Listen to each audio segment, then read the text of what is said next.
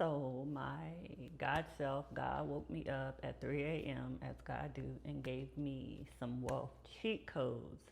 And it's so funny because when God woke me up out of my dream, I had a dream about these four wealth pillars. And of course, you know, when you wake up out of a dream with these downloads, you want to rush and get it written down. So when God gave me these four wealth pillars, I was like, okay, cool. But God, I don't even know what a pillar is. And he's like, oh, you know, a pillar is the framework. I was like, cool, cool. Now, what's a framework? And God was like, this is the problem. You played too much. So, what a framework is, the foundation, is a code of conduct, is wealth cheat codes. It's the blueprint. It's literally what you've been living this entire time. You just didn't have the terminology for it. So now that I have the terminology for it, we're going to call it the four wealth pillars. And if you're new here, my name is Ty, the manifestation goddess. I'm an energy alchemist, spiritual oracle, manifestation mentor, all of the things. There's ways to work with me in the description. But God was telling me my playful nature is really what opened the door, but the wealth cheat codes, the foundation is really what determines what stays.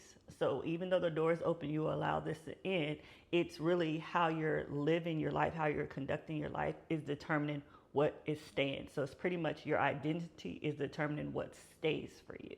So this video is not going to be about hustle culture. It's not going to be about doing more. It's really going to be about embodiment.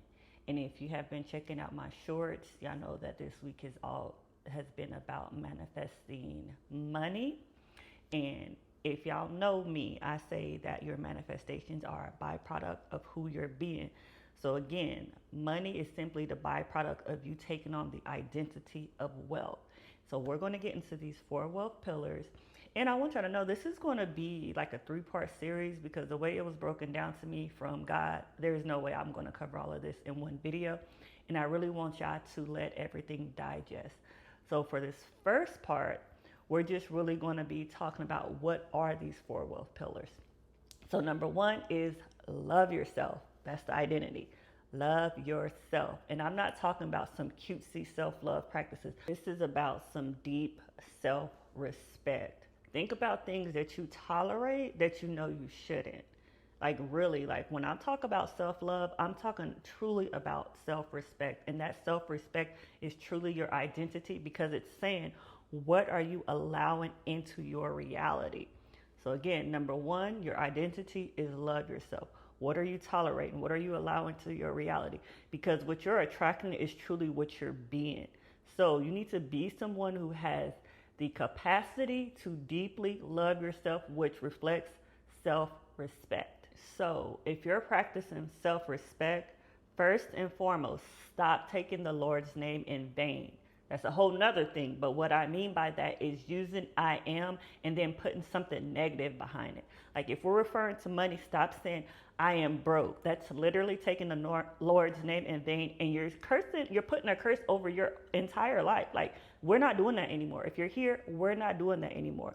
Change that immediately. If you find yourself disrespecting yourself, you can practice self-respect in that moment. Not I am broke, I am wealthy, I am rich. All my bills are paid all time with ease. So we are practicing self-love. That is the first identity that we're taking on. Okay, so pillar number 2 is going to be embodiment. And what that was, honor yourself. There's no point of having self-love if you're not going to honor what you're preaching. If you're not going to honor that self-respect that you've already claimed over your life and your identity, it doesn't matter. So what I mean by honor yourself, think about it this way. Your body is a temple. Your body is a temple. It's literally the kingdom of heaven. God gave you this vessel. You chose this avatar to live in the kingdom of heaven. So what that means is honor your body. Do things that you, in that identity of self-love, that wealthy identity that you're taking on, what would that look like? And I want you to put those into practices. What does the wealthy version of you do? What habits does the wealthy version of you have? What are you eating? What are you doing? What are you putting in your mental? What are you reading? Truly honor your temple. Literally, how you love yourself, how you honor yourself, how you treat yourself is telling everyone else how they should be treating you. And if you're not honoring yourself as a wealthy individual, you're telling the world, you're telling 3D to treat you that way. So allow the 3D to meet you where you are, and we are treating ourselves with self-respect. We are honoring ourselves, and allow the 3D to meet you there every single time. So that was pillar number 2, embodiment. Honor yourself. Okay, pillar number 3. This is probably the most challenging one out of the 4, but it causes shifts so fast. And this one is all about alignment. This is removing distractions. I say this is challenging because we get comfortable with what's familiar, which makes it harder to remove distractions. So at this point, I'm really going to need you to get comfortable being uncomfortable. This goes back to honoring yourself. This goes back to self-respect. Are you entertaining environments that no longer aligns with you? Are you entertaining people that no longer fit in your reality? Have you outgrown certain things and you're still entertaining it because it's familiar? When you're in alignment, your friend groups most likely will change. What you've tolerated before, what you liked before, those old environments will change, and that is okay. It is not a loss. It is simply alignment. You cannot coexist in your old reality and your new wealthy reality. You have to pick one. And if you are choosing to now be in alignment with your wealthiest self, that is going to change your circle. It just is what it is, and that is okay. You're going to have to get comfortable being uncomfortable. Okay, we're on pillar number 4 out of the 4 pillars to wealth. So this is actually my favorite pillar because it becomes the easiest when you practice discernment, and it's going to be energy. Stop giving your attention to things that are draining you. This goes beyond the distractions. There's one thing, you know what those distractions are. Stop giving your energy to that. Your energy is your currency. This is the most valuable thing you own. And if you are feeling drained, it is too expensive. If it is costing you your peace, it is too expensive. Stop giving your energy away for free. If it's not pouring back into you, stop doing it. Again, your energy is your currency. And when you literally learn to use your currency properly, when you literally learn discernment, this is going to be one of the easiest pillars to practice. You don't build wealth by leaking your energy. So at this point, you're going to have to give up addictions. You're going to have to give up emotional attachment. These are things that's costing you your energy, and your energy is the most valuable thing that you own. So this is where your discernment comes in. You're truly going to have to practice and notice what drains you, and have the discernment, have the self-respect, knowing how to honor yourself by removing them. You're going to have to remove what is costing you your energy. Think of people, places, anything that is costing you your energy. If it is not pouring more back into you, it's costing you too much. It's too expensive. Practice discernment and cut it out.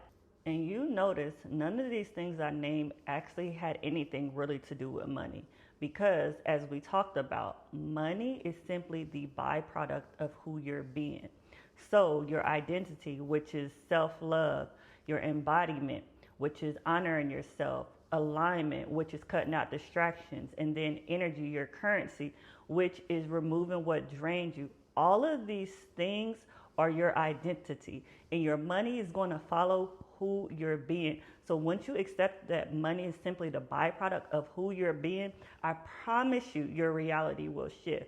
So I really want y'all to focus on these pillars, and we're going to dive deeper into these in the next 2 parts. So the next part is going to be why you may be experiencing lack, and then how to actually apply these 4 pillars of wealth. And I am so excited. This is actually one of my favorite series that I've recorded thus far. And if this resonated with you, you know that my money masterclass is on sale right now. My Stand Store, it is half off this month only, and we're going deeper into these practices. So remember, we do not entertain what we don't want to experience. Always be a passenger princess to your God self. And as always, I'm happy, I'm blessed, I'm free. Yahweh. Bye.